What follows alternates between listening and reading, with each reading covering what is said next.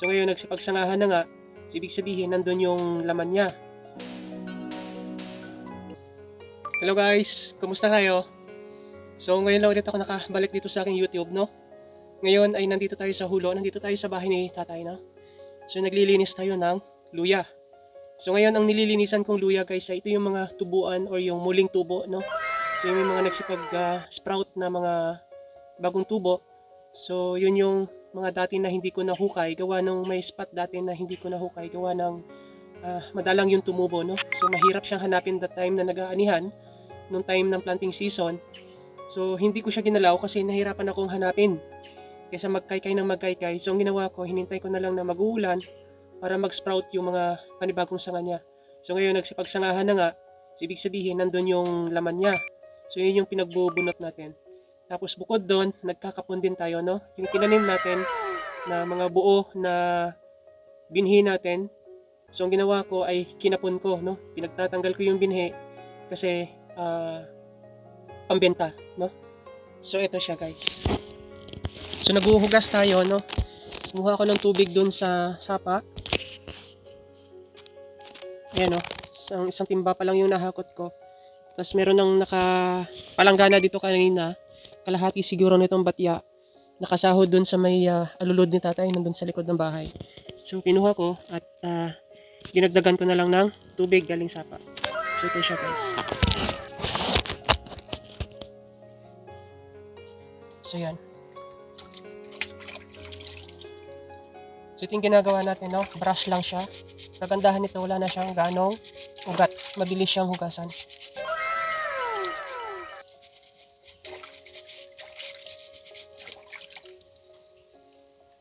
See.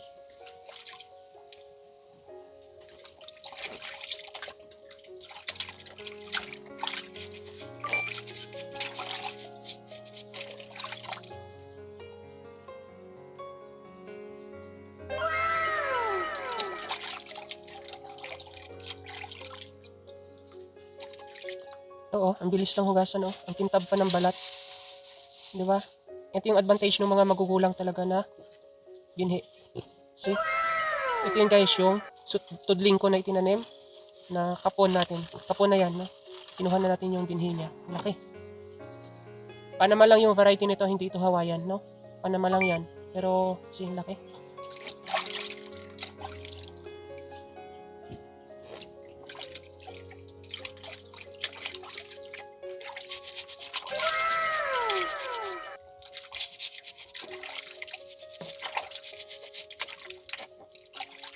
Mas maganda itong ganito guys, no?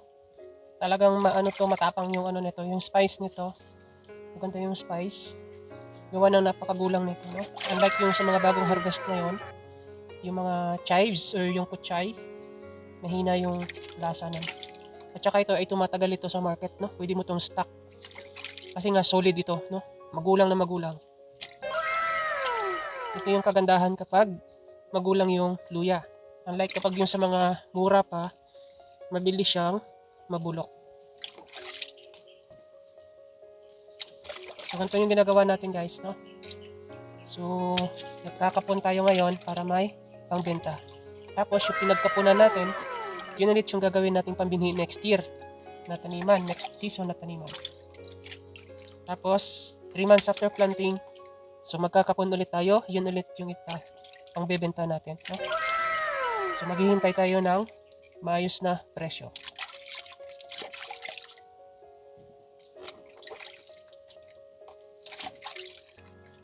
Ito, hindi pa yun nahugasan.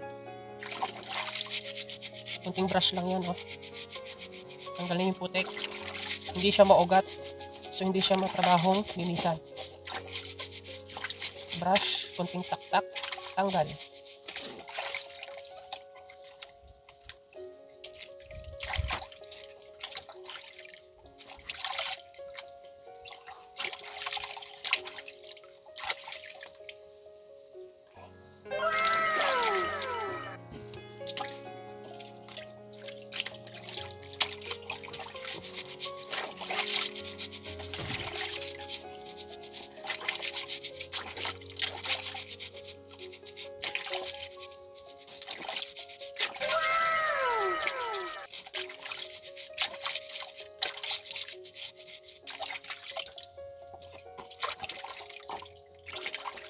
Tapos meron akong stick dito, oh.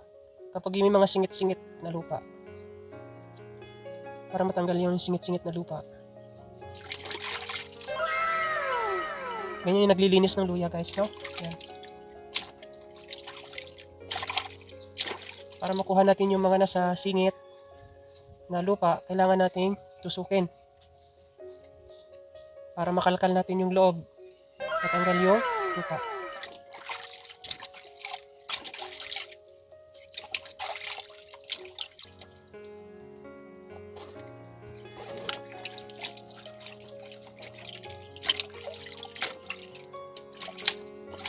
Tapos nagagamit tayo ng brush kasi mas madali ito, guys, kapag may brush, para madali siyang matanggal yung putik, no, na nakadikit.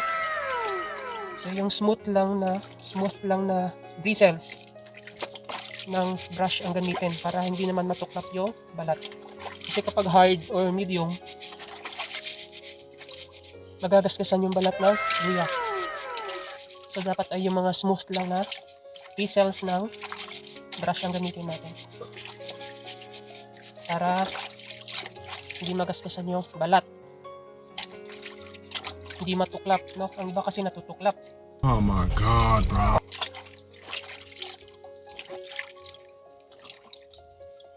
Ito lang ang maano sa luya, guys, no? Kasi mahirap na trabaho ang paghuhugas.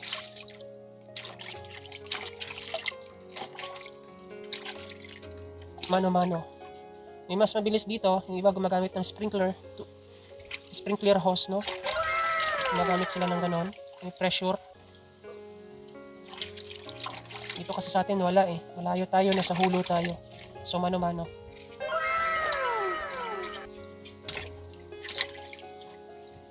Yan. See? So, tatapusin muna natin to, no? Para may masako na tayo mamaya at may pangbenta na tayo, no? See you.